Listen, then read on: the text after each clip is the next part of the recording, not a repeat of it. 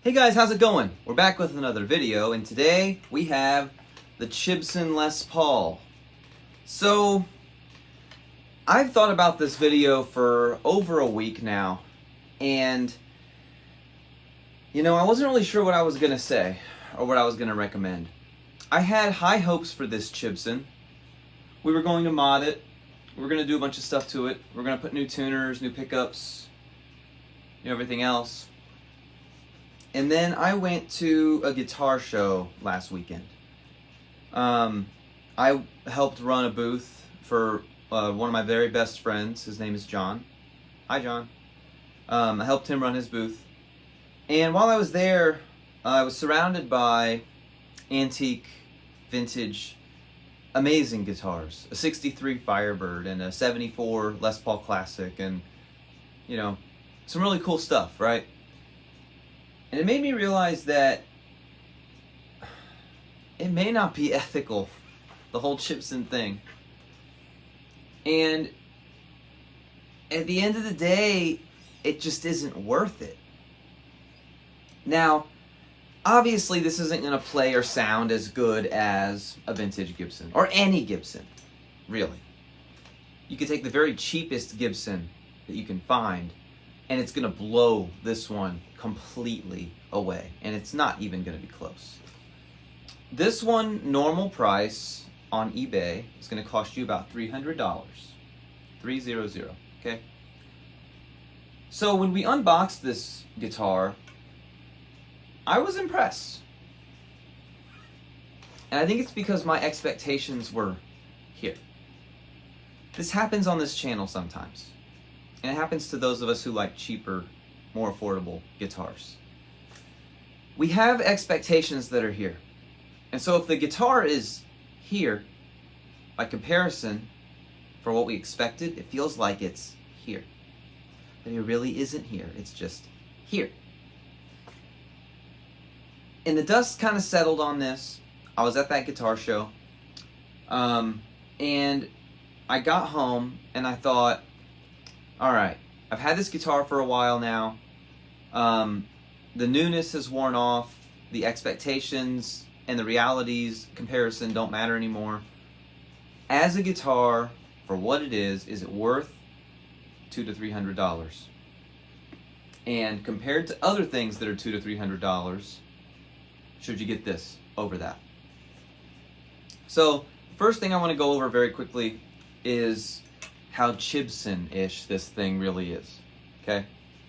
First of all, and we went over this before, but the pots are super cheap, they're unbranded, they turn horribly, like bad news bears. They tune bad, okay? Turns bad, I should say. Very rough, okay? Not very much room either. If you wanted to take some of the edge off the pickups, we pretty much have 0 or 10 on most of these, okay? The bridge is sort of right, but it's still mostly wrong. It's way too wide. It does use the small pins, but the pins have notches in them. Flathead notches. And I'm supposed to have those. The pickguard feels weird, okay? The pickguard feels cheap, and it's at a weird angle on there, okay? Switch feels okay. Visually, from this distance, although you could be watching this on a 100-inch TV, but from this distance, sort of fairly kind of convincing, right? The telltale signs, this is a little high, this is a little high, where it meets the fingerboard, but you can't really tell. It's got fret nibs, which is becoming more normal on these Chibsons. The nut is atrocious. It was cut badly and it installed badly. There's a huge gap. Don't know if you can see that. There's a huge gap. The logo and the headstock shape are wrong. You can see the logo is like mother of toilet seat. Doesn't look very good. On the back, tuners are junk, unbranded copy tuners, and the Made in USA and serial number are crudely applied after the fact, laser etched into the paint. Feel, the neck is really thin. It's like an SG, sort of. It's hard to really place it. It doesn't feel right, though, for a Les Paul. It's very light. Like, very light. Like, lighter than my SG light. So, that's just visual stuff and feel stuff. How does it sound? We went over this already. Let's listen to it. This is straight into my Marshall Origin 50. No pedals. The boost is on. All of the EQ is dimed. Tilt is all the way up. Gain is all the way up. Presence is all the way up. Treble, middle, bass are all the way up. Master is at 1. So, you know. Let's go. Let's just listen to it.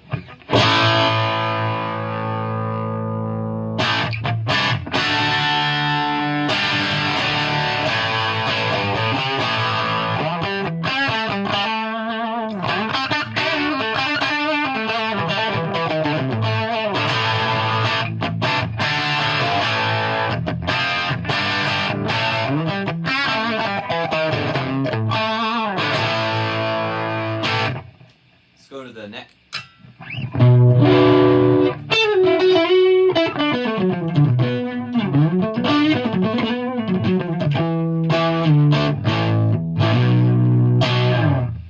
Let's try and clean it up a little bit. So I got the volume down at 7 now.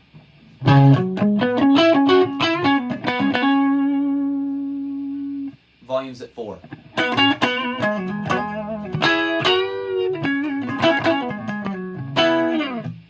There's not much in there at all. You should have more output than that at that volume. Same with the bridge. Let's turn that down a little. This is at 3.5.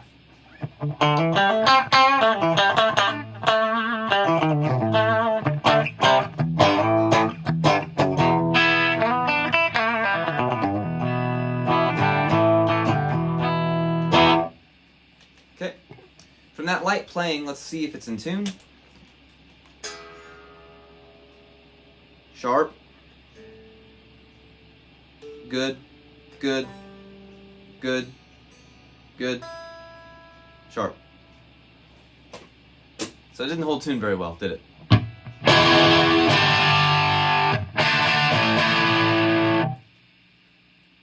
So if this guitar just landed on my lap, I like it.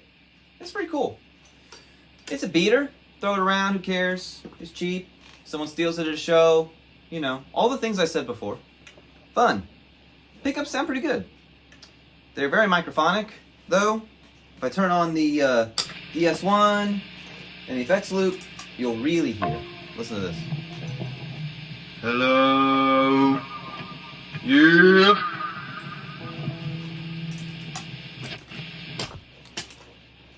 So, there you go. You can hear how microphonic that is. It's all the things I said before, you know? You want to sit down in your basement or your room or your house, look, couch, have a Les Paul shaped thing to play that looks like the real thing and pretty easy on the eyes, I have to admit. Then I said maybe you should get this, but I'm changing my mind today. Don't buy a Chibson, okay? Reason number 1 is the most important reason. It feels bad. Plain and simple. It's not made well. It doesn't feel very good. And this is one of the more premium ones. $300. It has all the features, all of them. The only feature it doesn't have a proper bridge, which you could fix that for not very much money. And the wood is very thin. But other than that, it has all the features. It even has the fret nibs. But for $300, you could buy this. Okay? This is a Epiphone Les Paul Studio, inspired by Gibson. This is a 2020. Let me set this down. Okay? You could buy this pre-owned right now at Guitar Center for about $300. Listen to how it sounds. It's out of tune, of course, for this example. So let me tune it as quickly as I possibly can, and then I will show you how it sounds. But I already tell you, even just tuning it, it feels so much nicer. It has weight to the body, and the tuners are nice to turn, and the neck feels so good in my hand. But how does it sound though? Let's see.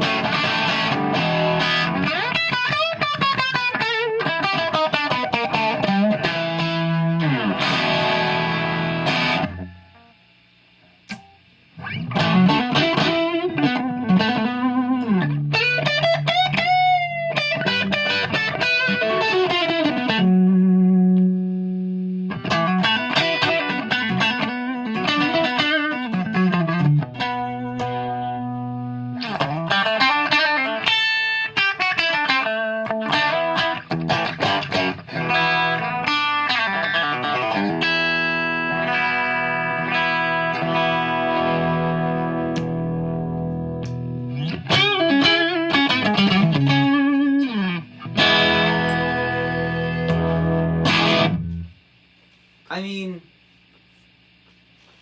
right there, the only thing that's not stock on this is the tailpiece, which I'm going to replace soon. The bridge is a roller bridge, so I'll give it that. The knobs aren't the same, and it's got this roller nut.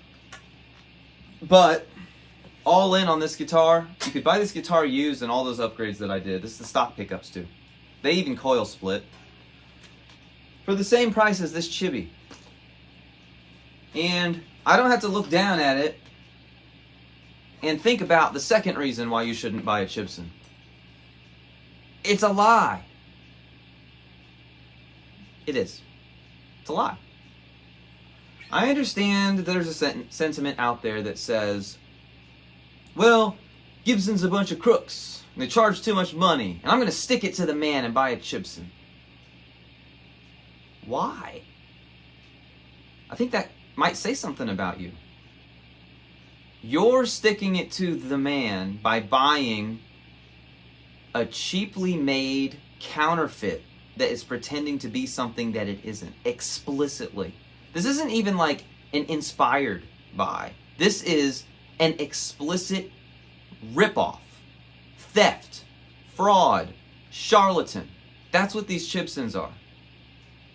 If they played and felt exactly like a Gibson, I would probably feel the same way. Okay? Some of you probably feel like I'm personally attacking you, and I'm sorry if you feel that way. But this is an example of something that's made in a better factory. This is Chinese. Hell, it may have come from the same factory as this Chibson, but it's made so much better that I don't think it was. Made in China. You can get it for $200 to $300 used.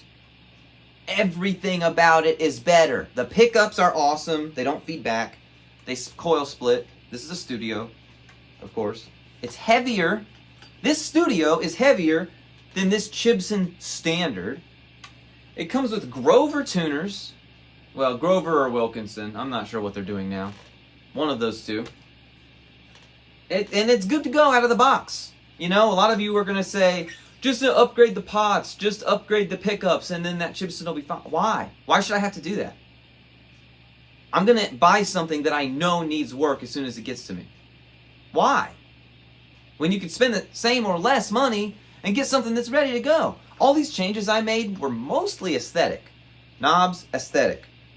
Tailpiece, aesthetic. I like to change it back because it looks like a Gretsch now. Bridge, aesthetic. Nut, actually aesthetic. Yes, there's some function to it, but mostly it's aesthetic. So, there's no reason to buy a Chibson when you can buy this. Epiphone. Who cares? You want it to say Gibson? Buy a Gibson. I don't have the money. I can't afford a Gibson. I can't afford a Ferrari, but I'm not going to go out and get a Fiero and put a Ferrari logo on it. Y'all would laugh at me if I did that, wouldn't you? And I would deserve it. You see? It's not an absurd thing. I'm going to show you one more thing right now to drive this point home a little bit further. Okay? Now, I know that not everybody is going to have this kind of luck, and not everybody's going to have this kind of experience. Okay? But I, at the guitar show, got this. Okay? This is a Gibson Les Paul Studio. But this Gibson Les Paul Studio is probably one of the cheapest Les Paul Studios that you could find. You know why? Pretty much everything on it isn't stock anymore. People don't like that very much for resale. All of the paint has been removed. All of it. So no nitro. They literally took a sander and just took all the paint off of it. Front and back. Okay? It has dirty fingers in it. I'll give it that. But I don't want to talk about how it sounds. All the things that you're going to see that aren't stock on here don't affect how it feels. Has hip shot locking tuners. Yeah. We're not going to talk about tuning stability. It's not relevant right now. Dirty fingers. We're not going to talk about sound. It's not relevant right now. How does it feel? First of all, I got this guitar for $400 at that show from a customer who walked into our booth looking to trade it in. And instead of doing the right thing and buying it with the store's money for the store, I opened my own wallet and bought this from him for $400, which is just barely more than what the Chibson costs, okay? And less than what a Epiphone costs new. And the feel of this, which is a real Gibson, and arguably the worst Gibson Les Paul you could potentially get your hands on. Outside of one that has like frets sticking out and like splintered wood that's been left out in a barn or something. But a Les Paul that is functional and is not in very poor condition, this is about as bad as it could get. And holding this in my hand, oh my God. It feels like $1 billion in my hand. $1 billion. The way that it feels, okay? The resonance of the guitar and how it feels when you strum it, that has nothing to do with the tuners. It has nothing to do with the pickups. Just the wood. Ebony, maple, mahogany. You don't get that on a Chibson. You're going to get like IKEA furniture wood, and it's going to be hollow inside. In fact, I know it's hollow inside. We looked at it in the last video. I don't know how well this is going to pick up, but I want you to listen to how this sounds acoustically without any amp.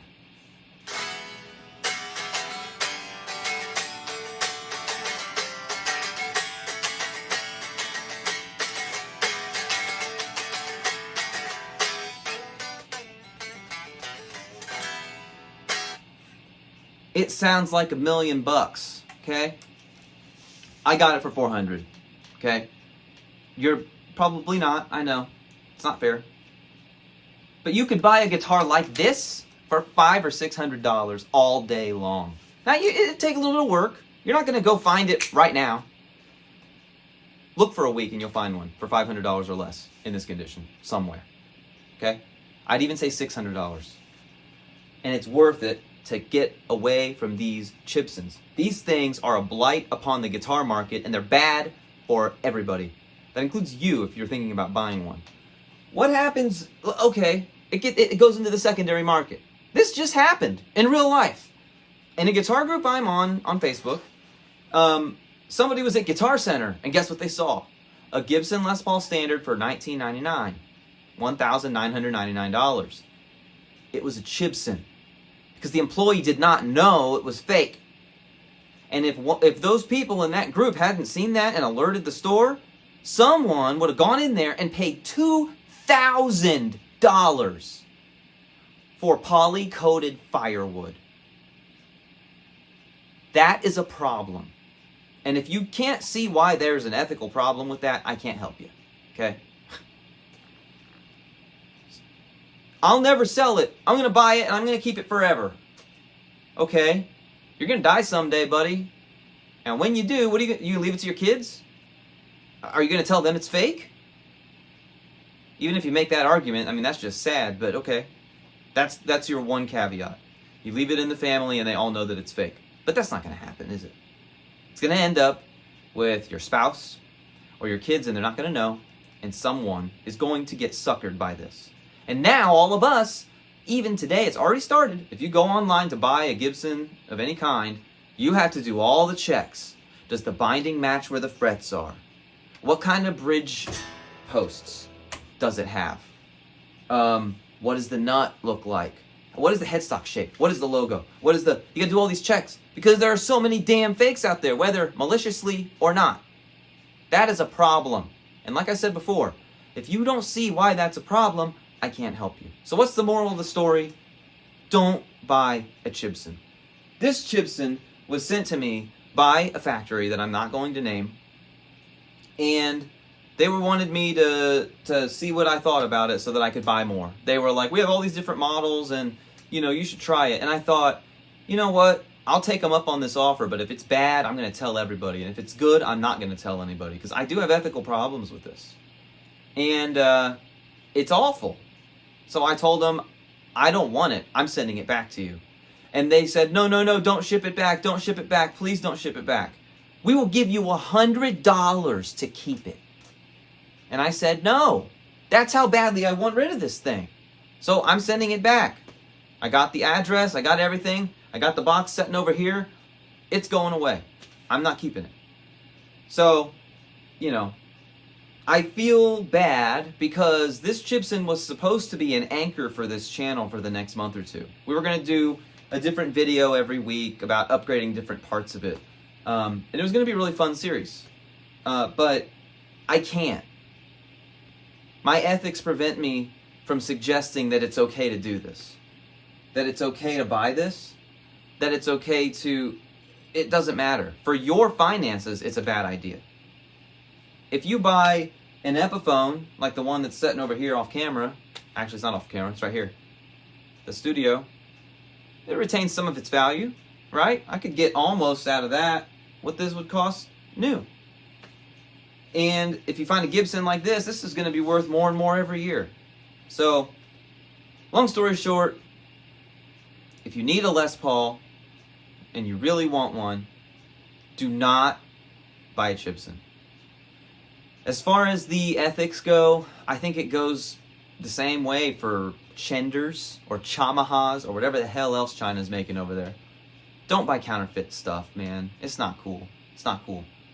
I respect you more for rocking a cheap entry-level real thing than a fake top-of-the-line thing all day long.